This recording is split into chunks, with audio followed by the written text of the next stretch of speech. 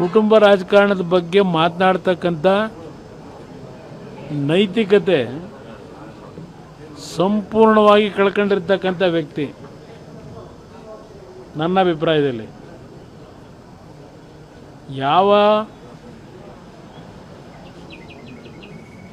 ಮುಖ್ಯಮಂತ್ರಿಗಳಾಗಿ ಮೊದಲನೇ ಮಗನಿಗೆ ಅದೆಂಥದ್ದು ಆಶ್ರಯ ಕಮಿಟಿಗೋ ಇನ್ನೊಂದು ಕಮಿಟಿಗೋ ಮಾಡಿ ಉಸ್ತುವಾರಿ ನೋಡ್ಕೊಳ್ಳೋಕ್ಕೆ ಕೊಡ್ತಕ್ಕಂಥ ಜವಾಬ್ದಾರಿ.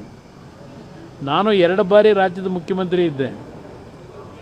ನಾನು ಯಾವುದೇ ನನ್ನ ಮಗನಿಗೆ ಸರ್ಕಾರದ ಅಧಿಕಾರ ಕೊಟ್ಟು ನಾನು ನಿರ್ವಹಣೆ ಮಾಡ್ತಕ್ಕಂಥ ಜವಾಬ್ದಾರಿಯನ್ನು ಸರ್ಕಾರದ ಕೆಲಸ ಮಾಡು ಅಂತೇಳಿ ನನ್ನ ಮಗನಿಗೆ ಎಂದೂ ವಹಿಸಲಿಲ್ಲ. ನಾನು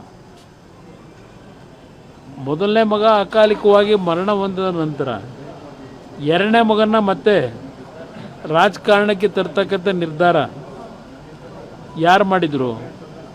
ಅದು ಕುಟುಂಬ ರಾಜಕಾರಣ ಅಲ್ವಾ? ಹೇಳಿದ್ದಾರೆ. ದೇವೇಗೌಡರ ಕುಟುಂಬದಲ್ಲಿ ಅಪ್ಪ, ಮಕ್ಕಳು, ಮೊಮ್ಮಗ, ಸೊಸೆ ಏನೇನೋ ಹೇಳ್ಕೊಂಡಿದ್ದಾರೆ.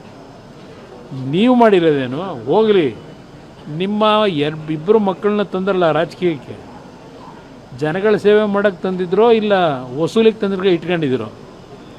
ಬೀದಿಲಿ ಪ್ರಚಾರ ಮಾಡ್ತಾರೆ ಜನ. ಬೀದಿನಲ್ಲಿ ಈಗ ನಿಮ್ಮ 2ನೇ ಮಗನ ರಾಜಕೀಯಕ್ಕೆ ಇಳಿಸ್ಕೊಂಡಿದ್ದೀರಿ. ನಾನು ಹೇಳೋದಲ್ಲ, ಅವರ ಕಾರ್ಯವೈಖರಿ ಯಾತಕ್ಕೋಸ್ಕರ ಇಟ್ಕೊಂಡಿದ್ದೀರಿ ಅಂತೇಳಿ ಬೀದಿಯಲ್ಲಿ ಮಾತಾಡ್ತಾರೆ. ಅಧಿಕಾರಿಗಳು ಕೇಳಿದ್ರೆ ಹೇಳ್ತಾರೆ ಏನಕ್ಕೆ ಇಟ್ಕೊಂಡಿದ್ದೀರಿ ಅಂತ ಹೇಳಿ. ಅದೆಲ್ಲ ಮಾಡ್ಕೊಳ್ಳಿ, ಸಂತೋಷ. ನಮ್ಮ ಕುಟುಂಬದ ಬಗ್ಗೆ ಚರ್ಚೆ ಯಾಕಪ್ಪ? ಇಲ್ಲ, ನಾವು ನಮ್ಮ ಕುಟುಂಬದಲ್ಲಿ ಈಗ ನನ್ನ ಮಗನಿಗೇನೆ ಮುಖ್ಯಮಂತ್ರಿ ಆಗಿ ಅವನಿಗೆ ಕರ್ಕೊಂಬಂದು ವಸೂಲಿ ಮಾಡುವಂಥ ಏನಾದರೂ ಬಿಟ್ಟಿದ್ದೀನ? ರಾಜಕಾರಣ ಜನ ಬೇಕಾದಾಗ ಅವ್ರು ತೀರ್ಮಾನ ತಗೋತಾರೆ.